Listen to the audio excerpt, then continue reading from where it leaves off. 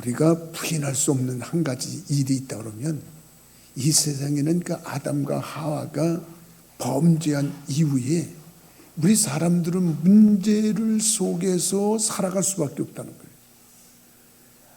정말 범죄하기 전에는 문제가 없었어요. 범죄하고 나서 문제가 생기니까 아담과 하와가 문제를 해결하기 위해서 아담은 이마에서 땀이 흘러야 됐었고 하와는 해산하는 고통을 누리게 되는 그런 일이 발생하고 말았단 말입니다.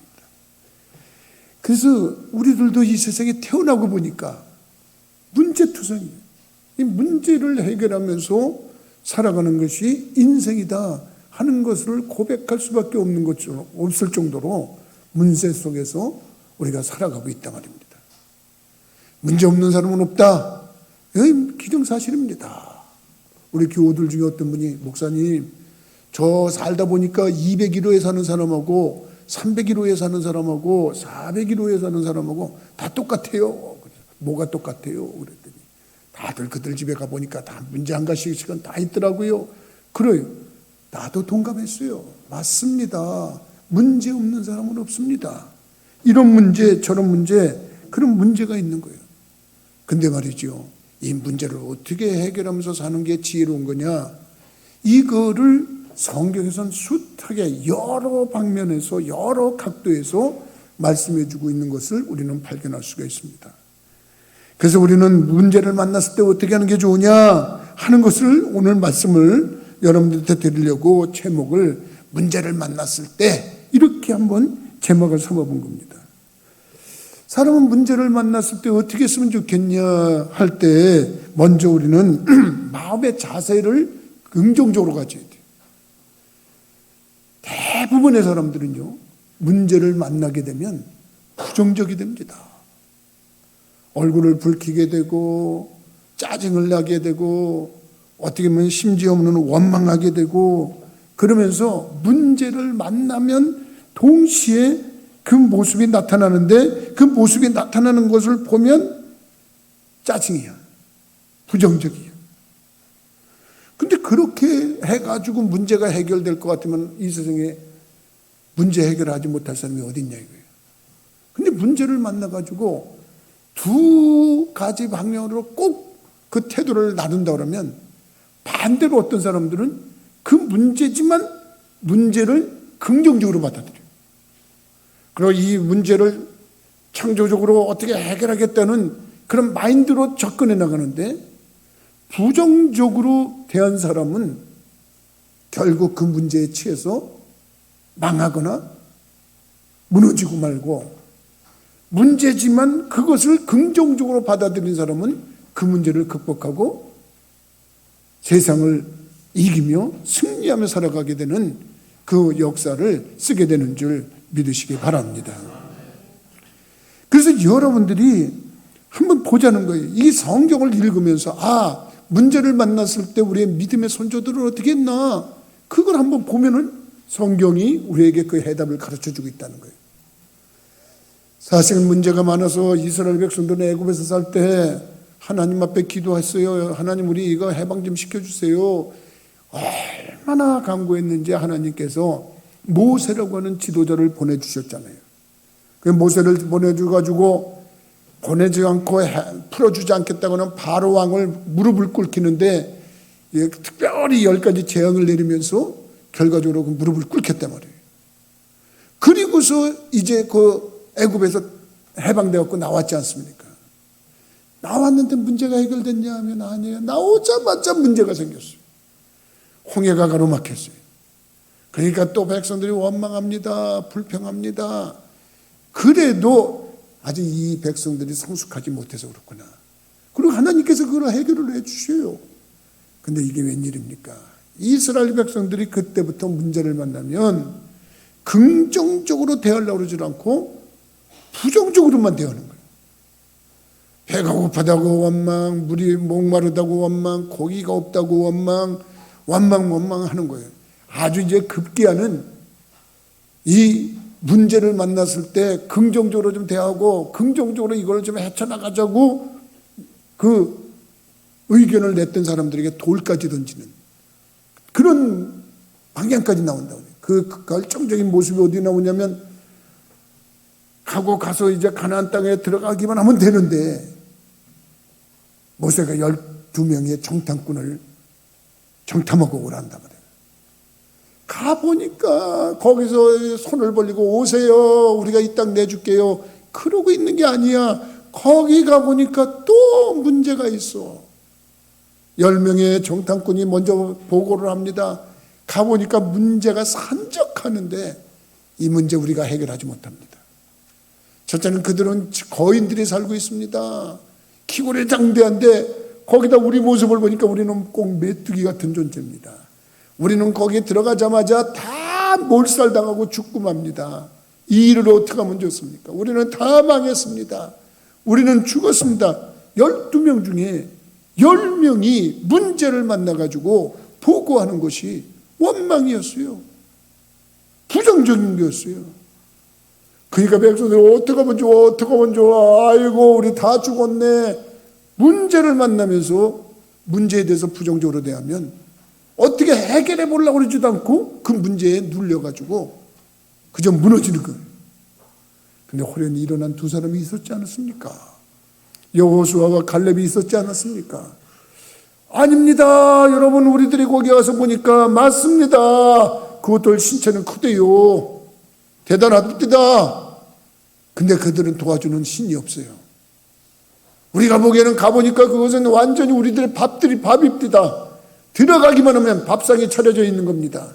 그저 우리가 가서 취하기만 하면 됩니다. 우리 가십시다 했더니 백성들이 무슨 소리냐, 이 10명이 지금 거기 하면 죽는다고 그러는데, 그러고 돌을 들어가지고 여호수아와 갈렙을 치려고 했단 말이에요. 도저히 이 상황을 보시던 하나님께서 이건 도저히 아니다. 아니, 문제를 만났다고 이렇게 부정적으로 대하고 이렇게 원망하고 불평하냐. 그때 말씀하십니다. 너희들은 들어갈 자격이 없다. 출애굽한 1세들은 가나안 땅에 못 들어간다. 출애굽 이후에 난 2세들만 들어간다. 출애굽 1세 중에서 들어가는 두 사람이 있는데 그 사람이 바로 여호수아와 갈렙이다. 그리고서 문제를 만났을 때 그 문제에 대해서 긍정적으로 대처하려고 그러고 적극적으로 대처하려고 그러고 창조적으로 대처하려고 하는 사람은 그 문제를 극복하고 이기고 나아갔지만은 문제를 만나서 원망하고 불평하고 부정적으로 대한 이들은 결국 무너지고 말았는 그 사실이 성경에 기록이 되어 있어요. 여러분들이 천국까지 가는 우리의 인생길이 광야길의 노정이라고 하는 비유라는 말씀을 귀가 따갑도록 들었을 거예요. 광야길 가는 것과 이것은 우리가 가나안 땅에 들어가는 것은 천국에 들어가는 거나 똑같은 거다. 우리가 천국까지 들어가려고 할 때 우리들이 이 세상을 살아가면서 숱한 문제를 만나는데, 나는 그 숱한 문제 속에서 여러분들이 할 수만 있으면 이 문제 아무것도 아니다. 그리고 문제에 대해서 적극적으로 대처할 수 있는 그런 분들이 되기를 주님의 이름으로 부탁을 드립니다.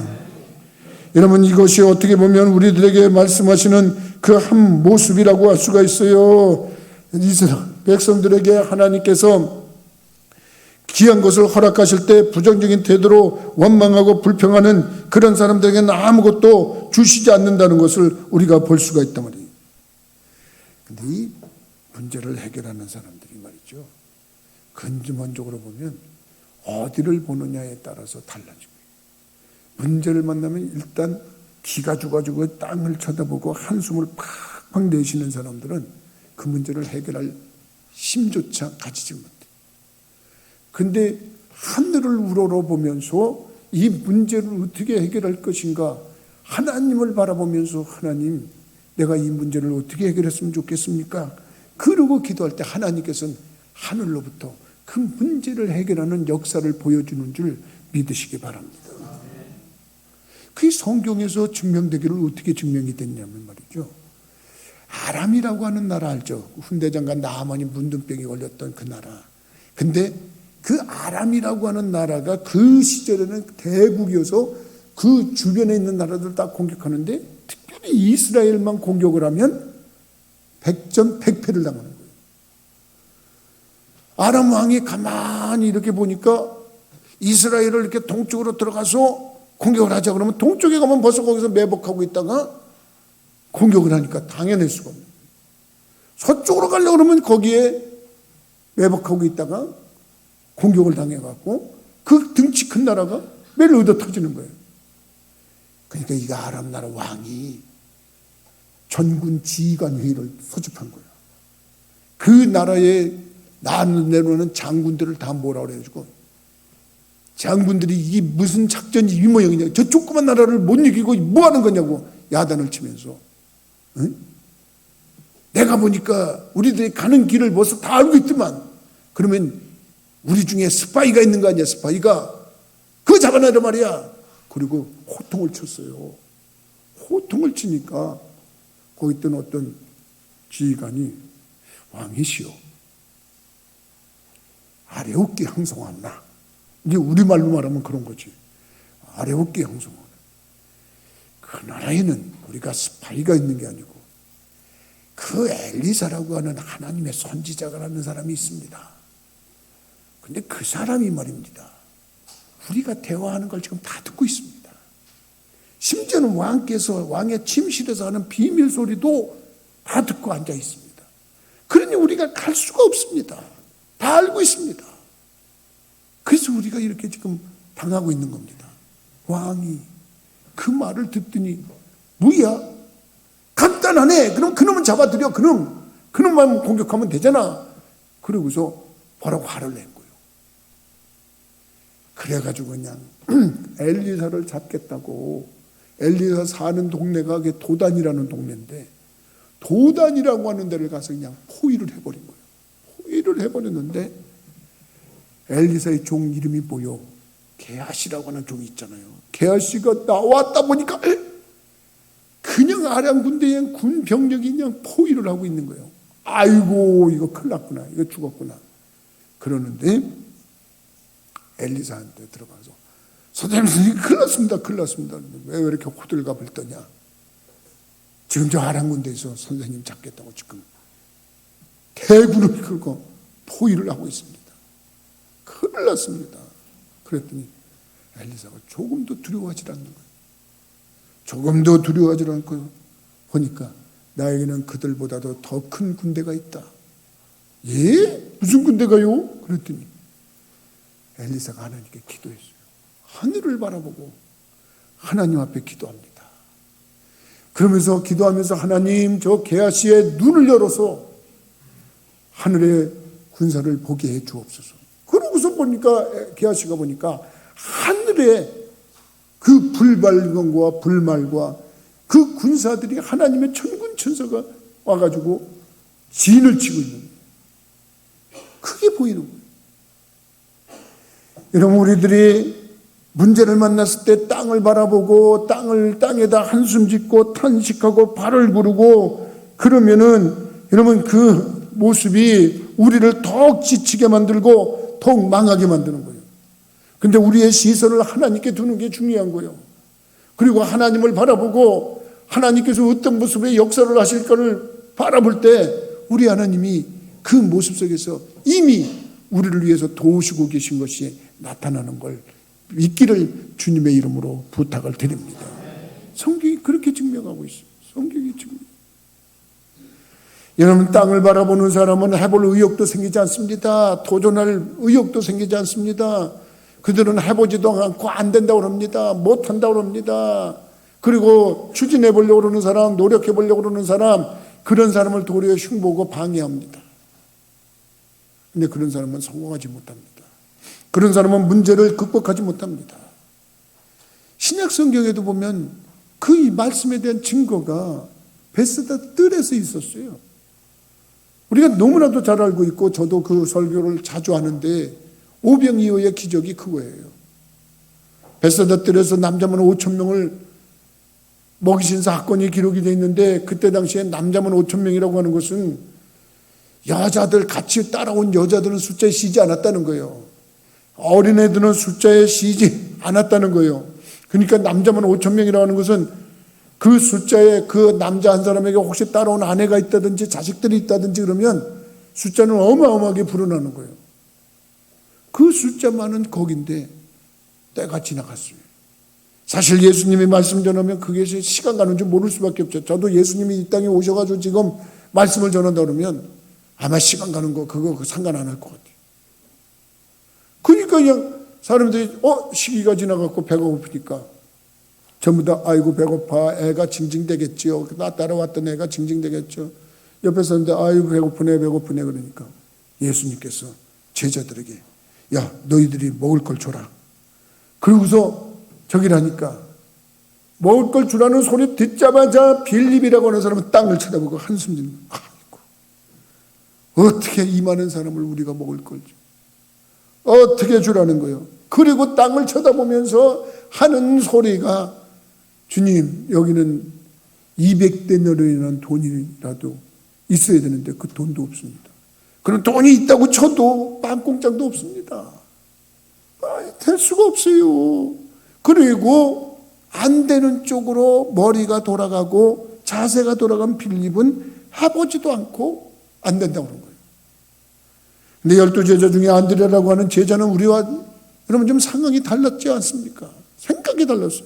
이거 주님이 말씀하시면 이거 해결하시는데 주님은 못하시는 분 것이 없는 건데 뭐지? 주님께서 해결하실 수 있으니까 이렇게 말씀하신 거지. 주님 바라보고 어떻게 해결해야 되나? 그리고 돌아보는데 어린아이가 도시락을 가져왔어요. 그걸 또 어린아이가 그 순수한 마음에 내놓고 요것뿐이 없는데 이게 될까요? 그러는데 안드레가 그걸 예수님께 드렸잖아요. 그래가지고 예수님이 그거를 받아들고 기도하시고서 나눠주라고 그랬는데 그 5,000명이 배불리 먹고 걷어들인 게 12강줄이라고 성경은 증명하고 있어요. 여러분 그게 뭐냐? 우리들이 문제를 만났을 때 기도하고 말씀을 읽고 하나님의 계획과 섭리를 깨닫게 되면 하나님께서 그 문제를 해답을 쉽게 해결하도록 역사하는 줄 믿으시기 바랍니다. 우리가 지금 이 자리에 앉아있는 게 왜 앉아있습니까? 그런 거 배우자는 거 아니겠습니까? 그런 거 깨닫자는 거 아니겠습니까?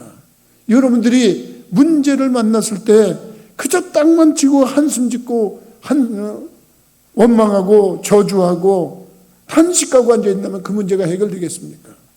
근데 시선을 통해서 시선을 들어서 주님을 바라볼 때 주님께서는 그 해결할 방법을 미리 준비해 놓으시고 주님께서 역사하시는 줄 믿으시기 바랍니다.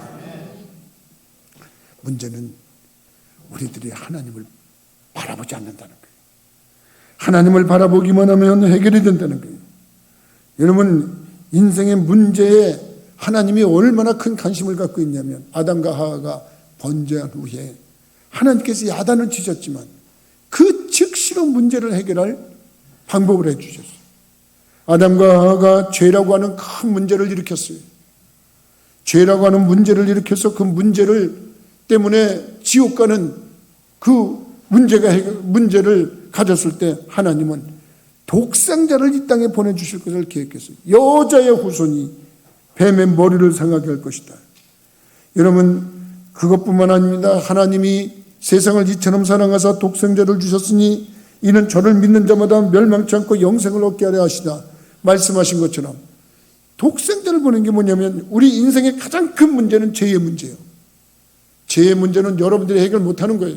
엄밀히 말해서 우리 인간들이 해결하겠다 그러면 그건 사기꾼이에요. 어떻게 우리들의 죄의 문제를 해결할 수 있어요?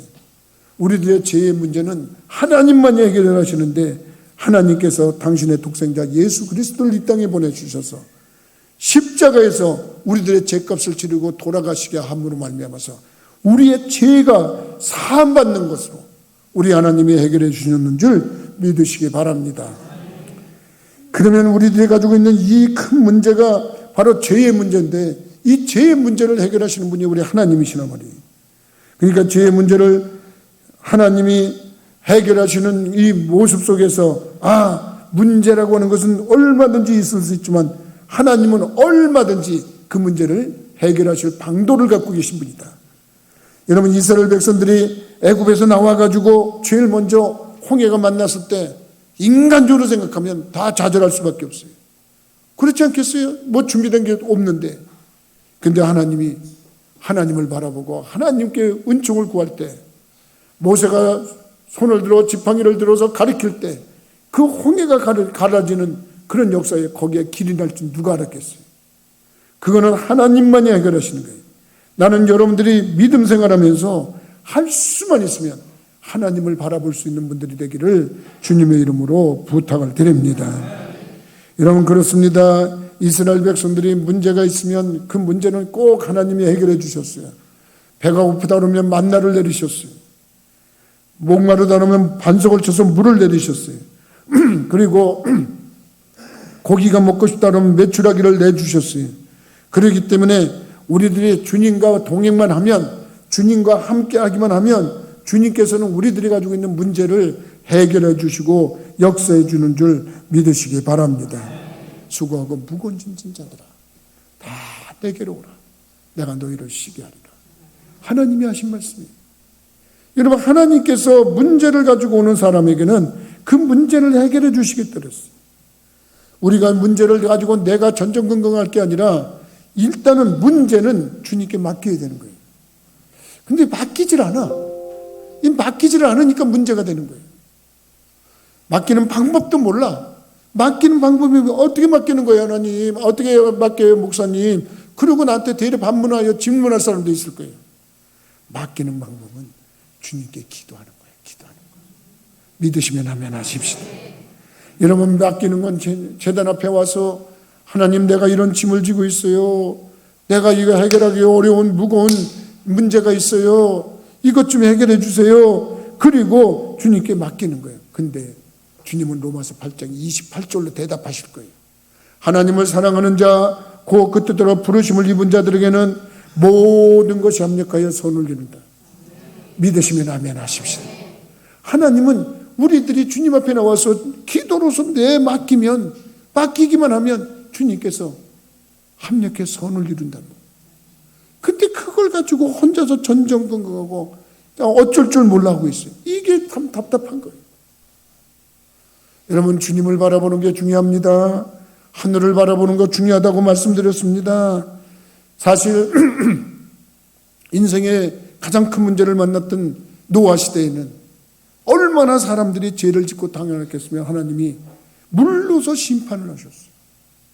물로 심판을 받을 때 참으로 노아와 그 가족만은 하나님을 바라보고 하나님을 의지했기 때문에 구원을 받았어요. 그런데 이 구원받은 백성들도 또 문제 속에 빠질까 봐 하나님이 적극적인 보호를 해주신 방안이 하나 있어요. 그건 뭐냐면 문제를 바라보지 마라. 곧 나를 바라봐라. 여러분, 그 말이 무슨 말인지 아세요? 여러분들이 인생을 살다가 문제를 바라보면 문제는 눈덩이처럼 점점 커져서 나한테 다가와. 근데 하나님은 점점 작아가지고 하나님이 안 보여. 그러니까 문제에 쳐서 그냥 실패하는 인생으로 끝나고 말아요. 근데 문제를 바라보지 말고 하나님을 바라보는 거예요. 근데 하나님이 어마어마하게 커 보이고 문제는 작아 보이는 거예요. 그 문제는 해결될 수밖에 없는 거예요. 나는 여러분들이 그 의미를 하나님께서 노아에게 만든 방주에서 의미를 찾았으면 좋겠어요.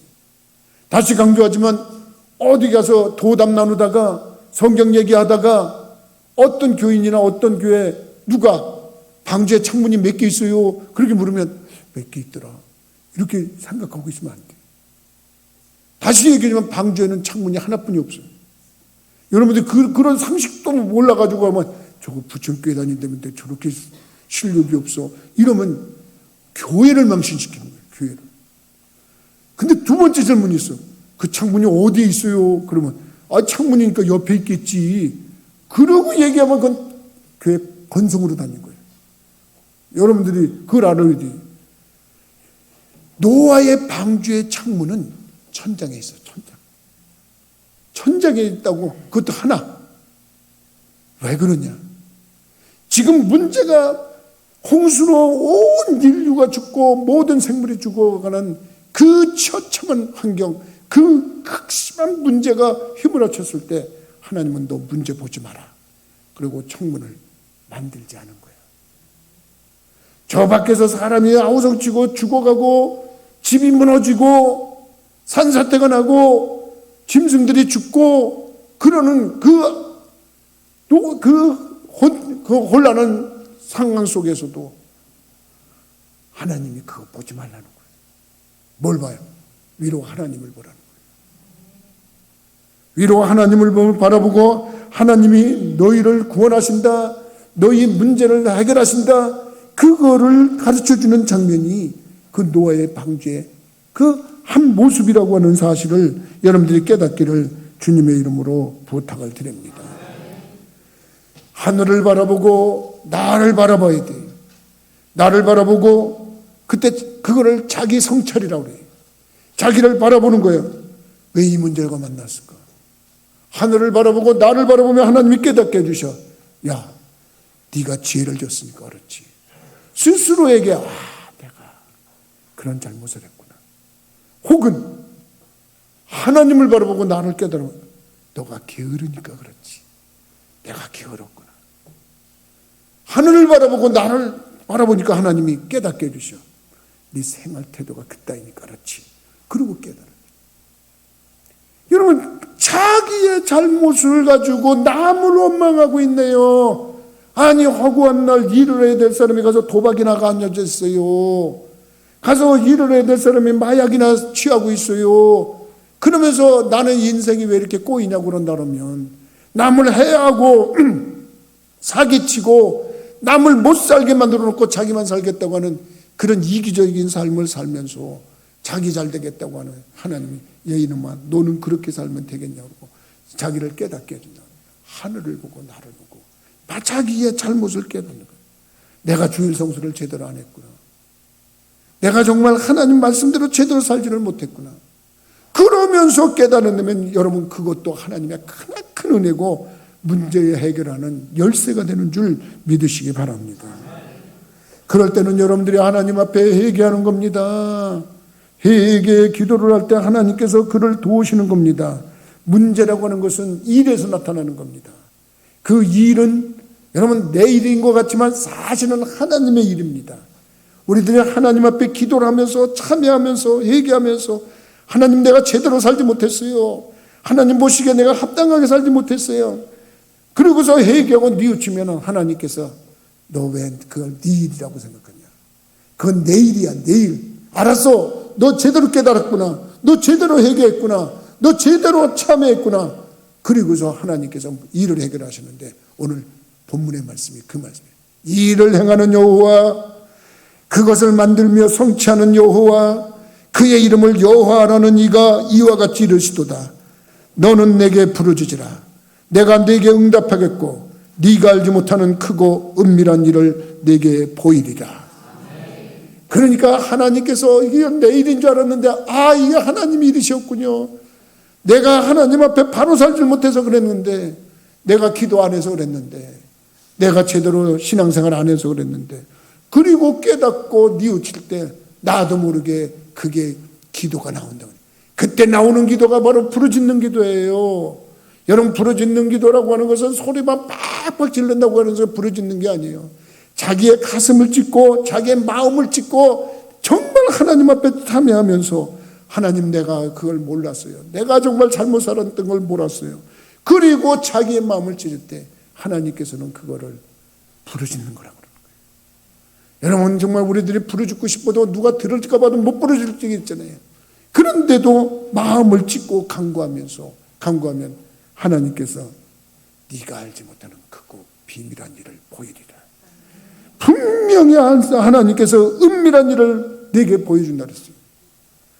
이스라엘 백성들에게 홍해의 길이 뚫리는 것처럼 여러분들이 간구할 때 하나님께서 생명의 길로, 승리의 길로 인도하시는 놀라운 역사를 행하시는 분, 그분이 오늘 말씀하셨어요. 내가 일을 행하는 여호와다. 내가 일을 성취하는 여호와다. 내가 말한다. 너희는 내게 부르짖으라. 내가 응답하겠고 네가 알지 못하는 크고 은밀한 일을 내게 보일 것이다. 여러분, 그 말씀을 오늘도 붙잡고 정말 자기를 성찰하고 하나님 앞에 간구하면서 문제만 바라보고 낙심하고 좌절하고 불평할 게 아니라 자기를 통해서 하나님을 바라보고 정말 하나님을 보고 나를 보면서 어디에 문제가 있는지를 깨닫고 하나님 앞에 도움을 요청하면 하나님께서 반드시 여러분들에게 길을 여신다는 이 엄청난 놀라운 축복의 말씀, 오늘도 그 말씀으로 승리하시고 영광 돌리시는 분들이 되기를 주님의 이름으로 부탁을 드립니다. 기도하시겠습니다.